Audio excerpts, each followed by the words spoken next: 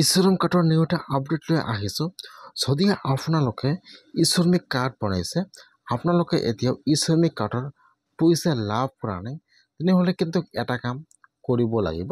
যদি আপোনালোকে এইটো কাম নকৰে, তেনেহ'লে কিন্তু আপোনালোকে ইশ্ৰমিক কাৰ্ডটো পইচা লাভ নকৰিব। এতিয়া কিন্তু যিসকলে ইশ্ৰমিক কাৰ্ড বনাইছে এতিয়ালৈকে আপডেট কৰা নাই, সেইসকলে কিন্তু ইশ্ৰমিক কাৰ্ডৰ পইচা লাভ নকৰিব। যদি আপোনালোকে ইশ্ৰমিক কাৰ্ড বনাইছে, তেনেহ'লে কিন্তু এতিয়া আপোনালোকে আপোনাৰ ইশ্ৰমিক কাৰ্ডটো আপডেট কৰিব লাগিব আৰু আপোনাৰ আধাৰ কাৰ্ডটো ইশ্ৰমিক কাৰ্ডৰ সৈতে আপডেট কৰিব লাগিব। যদি আপোনালোকে আপডেট নকৰে, তেনেহ'লে কিন্তু আপোনালোকে ইশ্ৰমিক কাৰ্ডৰ পইচাবিলাক লাভ নকৰিব। বহুতে কিন্তু ইশ্ৰমিক কাৰ্ডৰ পইচাবিলাক লাভ কৰি আছে। কেনেকৈ আপোনালোকে ইশ্ৰমিক কাৰ্ডটো আপডেট কৰিব লাগিব আৰু কি কাম কৰিব লাগিব, কৰিলে আপোনালোকে ইশ্ৰমিক কাৰ্ডৰ পইচা লাভ কৰিব, মই আজি এইটো ভিডিঅ'ত আপোনালোকক সম্পূৰ্ণ প্ৰচেছ ষ্টেপ বাই ষ্টেপ দেখুৱাই দি আছোঁ। আপোনালোকে জানিবলৈ হ'লে ভিডিঅ'টো সম্পূৰ্ণকৈ চাই ল'ব, স্কিপ নকৰাকৈ। আৰু যদি আপোনালোকে মোৰ চেনেলত নিউ হয়, মোৰ চেনেলটো ছাবস্ক্ৰাইব কৰি ৰাখি দিব।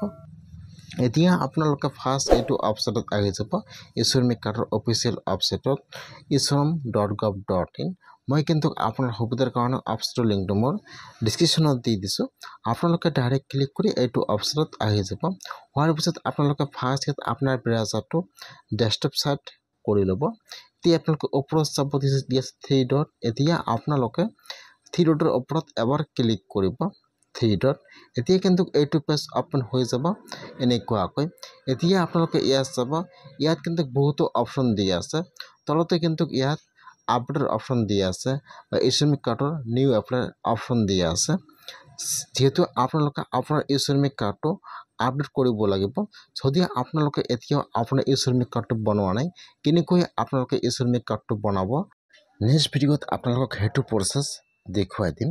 কেনেকৈ আপোনালোকে আপোনাৰ কাৰ্ডটো আপডেট কৰিব চাই লওক।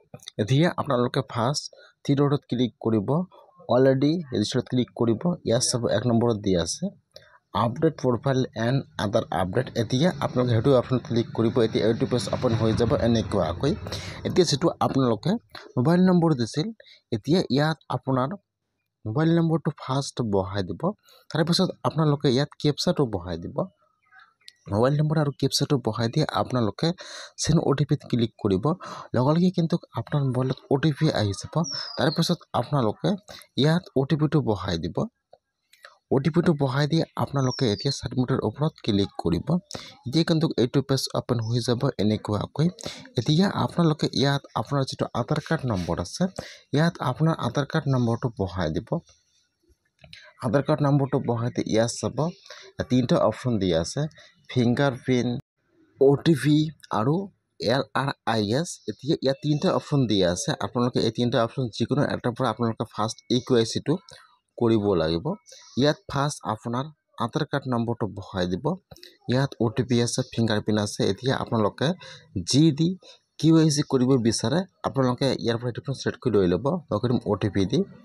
এতিয়া ইয়াত আপোনাৰ আধাৰ কাৰ্ডৰ OTPটো বহাই দিব। OTPটো বহাই দি আপোনালোকে ভেলিডৰ ওপৰত ক্লিক কৰিব।